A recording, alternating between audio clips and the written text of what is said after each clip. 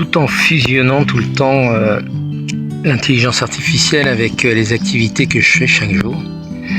Le matin, normalement, j'ai toujours tendance à venir dans des endroits tranquilles pour démarrer la journée et penser qu'est-ce que je vais faire, tout en synchronisant à l'imprévu les activités que je fais.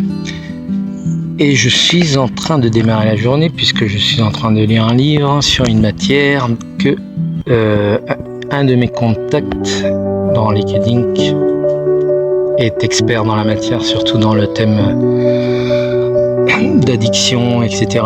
Donc pédagogie, etc. Psychologie. Et le livre, c'est celui-là.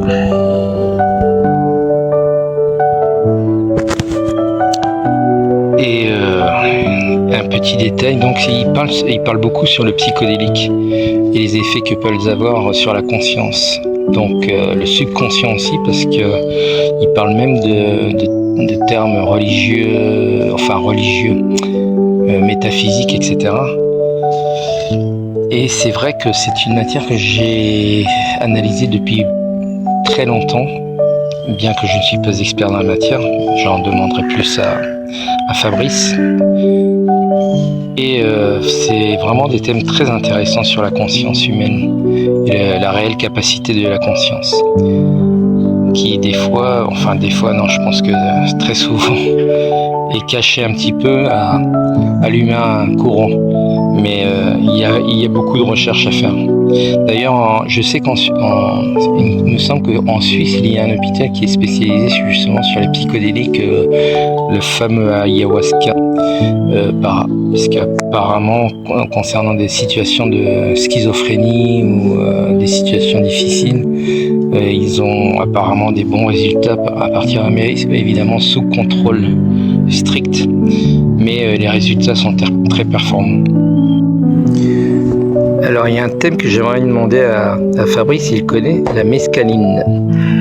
C'est un des éléments qui m'intéresse à savoir. D'ailleurs, je vais demander à l'intelligence artificielle, puisque je travaille beaucoup avec l'intelligence artificielle pour lancer et rentrer en performance dans les connaissances et dans les savoirs, puisque j'estime que tout le temps il est hyper important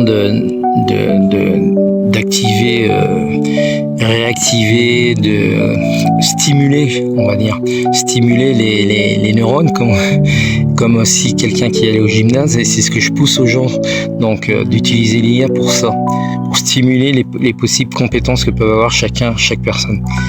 Et donc, je me rappelle une certaine époque, on parlait beaucoup de LSD et aussi de projets scientifiques d'ailleurs qui a été lancé sur les centres d'intelligence, la CIA en Amérique, non, qui faisait des expérimentations, d'ailleurs une qui est très connue d'ailleurs, qui sort à la lumière actuellement, parce que je crois que les dossiers vont sortir, vont être autorisés à être mis à jour. C'est concernant le MK Ultra. Et voilà, donc il y a tellement de matière, je pense qu'on a une certaine capacité concernant la conscience et l'être humain en soi, qui beaucoup de fois je pense qu'il ne veut pas être divulgué parce que voilà, et digne de débattre et digne de recherche.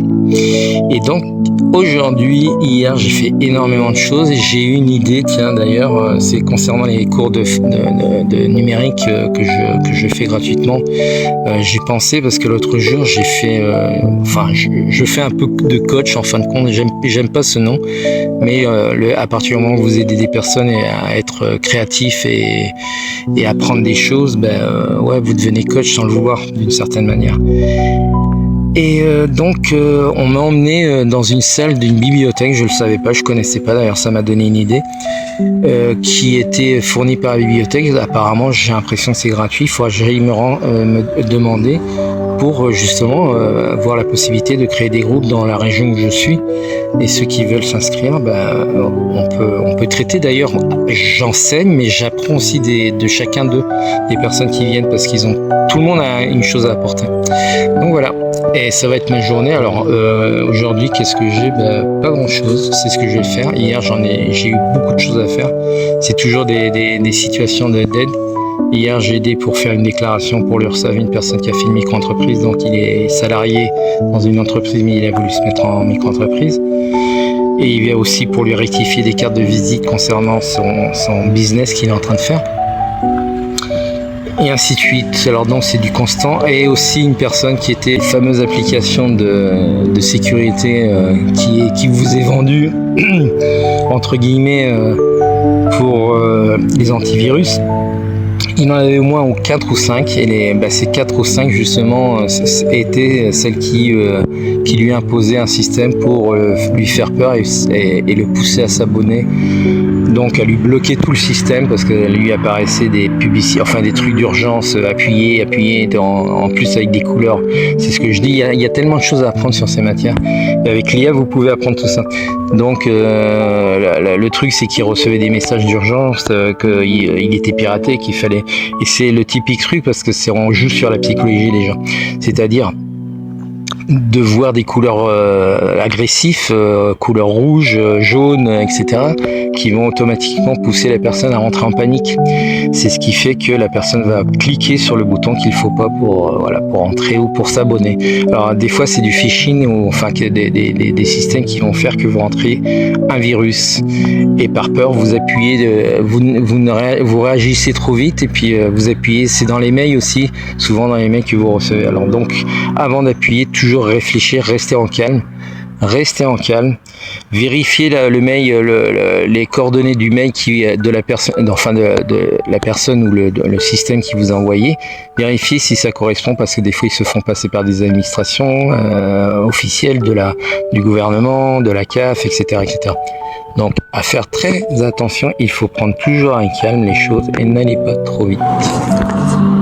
Alors samedi, je vais donner, alors si vous entendez du bruit, c'est que je suis à l'extérieur parce que je fais tout en profitant au maximum de chaque minute, comme on dit, et de ne pas perdre du temps, tout en tranquillité.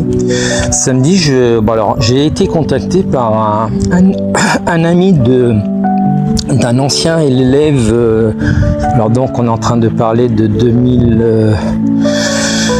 2025, je crois que ça fait un an ou peut-être plus, je suis complètement perdu, je crois que c'est en 2023 que j'avais fait un cours de formation au centre de formation CEPIC de Isnoville. C'est là que j'avais appris à structurer pour monter des pages web et tout ça, mais bon évidemment avec le code, mais je ne savais pas, enfin réellement je ne savais pas faire du code et je ne le sais toujours pas. Dû à mon trouble de TDAH, que j'insiste tout le temps pour faire comprendre aux personnes que même avec des troubles ou des problèmes d'apprentissage, il y a toujours moyen avec l'intelligence artificielle d'être créatif et de trouver des idées dans beaucoup de choses. Dans toutes sortes de matières, hein. Donc parce que ça dépendra des compétences de chacun et du savoir. Alors c'est un ami d'un des élèves qui était proche de moi d'ailleurs.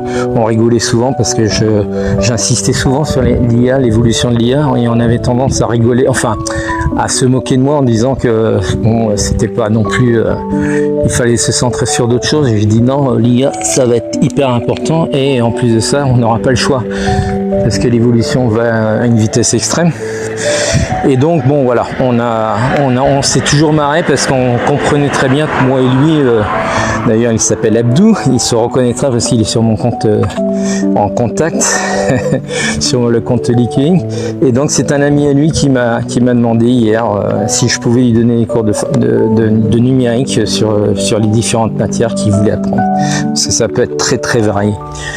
Donc évidemment comme j'ai mis une annonce, enfin j'ai annoncé que je donnais des cours gratuits, effectivement, même si des gens voulaient apprendre à faire des pages web, tout ça, personnellement, des gens qui n'ont pas les moyens, qui ont des petits commerces et qui voulaient apprendre certaines techniques, je le faisais bénévolement. Et donc voilà, il m'a contacté hier, il m'a demandé est-ce que je suis l'ami de Abdou, est-ce que, je dirais pas le nom parce que c'est par respect, tant qu'il ne m'autorise pas, il m'a demandé est-ce que je pourrais lui donner les cours, et j'ai dit ok, sans problème. D'ailleurs on profiterait de la bibliothèque parce que je crois que c'est l'un des meilleurs lieux, en plus gratuitement, d'être tranquille pour pouvoir étudier. Et d'ailleurs, c'est ce que je disais tout antérieurement concernant le livre, que j'ai découvert cette salle qui s'appelle la salle ronde, je crois, à Saint-Zère. Et puis c'est vraiment pratique. Donc j'ai pensé d'étudier, de voir s'il y aurait moyen d'obtenir cette salle. Il faut que je m'informe, les conditions, qu'est-ce qu'il faut pour pouvoir le faire. Et il y aurait moyen de faire un beau petit truc et apprendre, aussi bien enseigner que apprendre, parce que j'apprends des autres tout le temps. Je suis créatif, mais j'apprends des autres parce que je fusionne justement tous ces savoirs.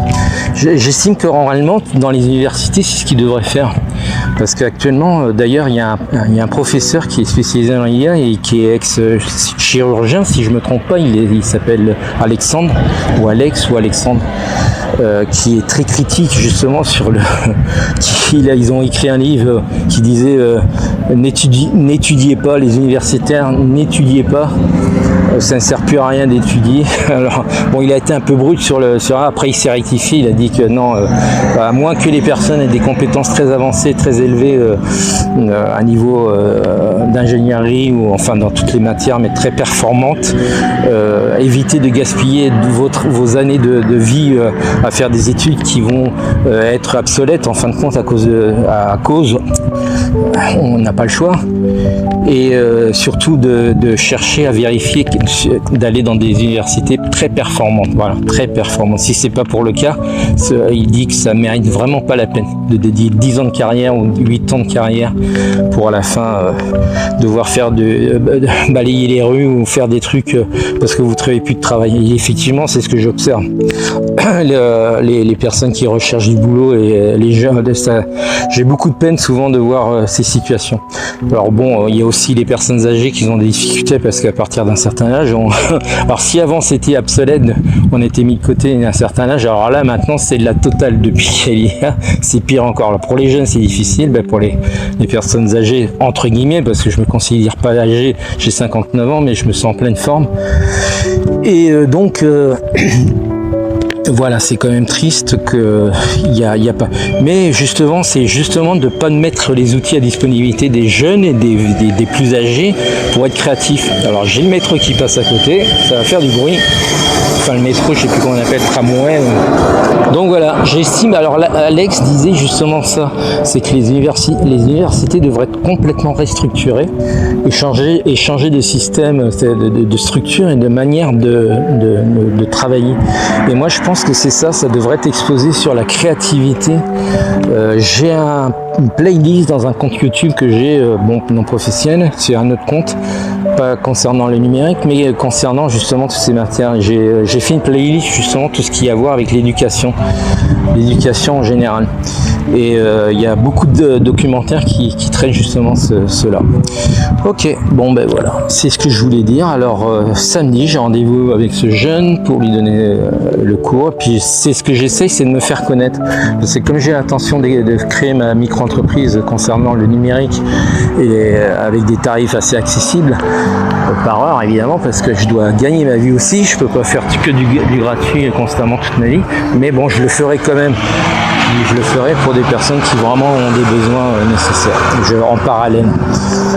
Mais voilà, et c'est surtout pour commencer à me faire connaître dans ce milieu.